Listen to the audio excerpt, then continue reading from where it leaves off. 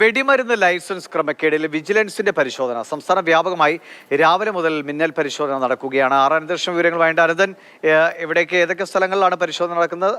സംസ്ഥാനം ഉടനീളമുണ്ടോ?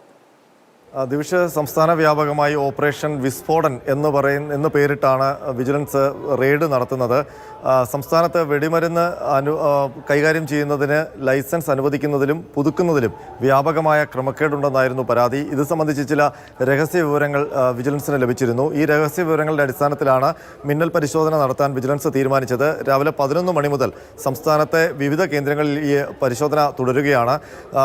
പ്രത്യേകിച്ച് കളക്ടറേറ്റുകളിൽ വെടിമരുന്ന് ലൈസൻസ് നൽകുന്നതുമായി ബന്ധപ്പെട്ട സെക്ഷനുകളിൽ പരിശോധന നടക്കുന്നുണ്ട്. അതിനൊപ്പം തന്നെ ഈ വെടിമരുന്ന് ലൈസൻസ് നേടിയ ചില സ്ഥാപനങ്ങളുടെ ഓഫീസുകൾ കേന്ദ്രീകരിച്ചുമാണ് ഈ പരിശോധന നടക്കുന്നത്. വിജിലൻസ് ഡയറക്ടർ യോഗേഷ് ഗുപ്തയുടെ പ്രത്യേക നിർദ്ദേശപ്രകാരമാണ് ഇത്തരമൊരു ഓപ്പറേഷൻ ഇന്ന് വിജിലൻസ് നടത്തുന്നത്. ഇതുമായി ബന്ധപ്പെട്ട് ഏതെങ്കിലും തരത്തിലുള്ള ക്രമക്കേടുകൾ കണ്ടെത്തിയോ എന്നുള്ള കാര്യം വ്യക്തമല്ല. അത് സംബന്ധിച്ച് ഈ വിജിലൻസ് പരിശോധന അവസാനിച്ച ശേഷം വിവരങ്ങൾ നൽകാമെന്നാണ് വിജിലൻസ് പറയുന്നത്. ദിവിഷ ശരി, അനന്തകൃഷ്ണനാണ് വിവരങ്ങൾ നൽകിയത്.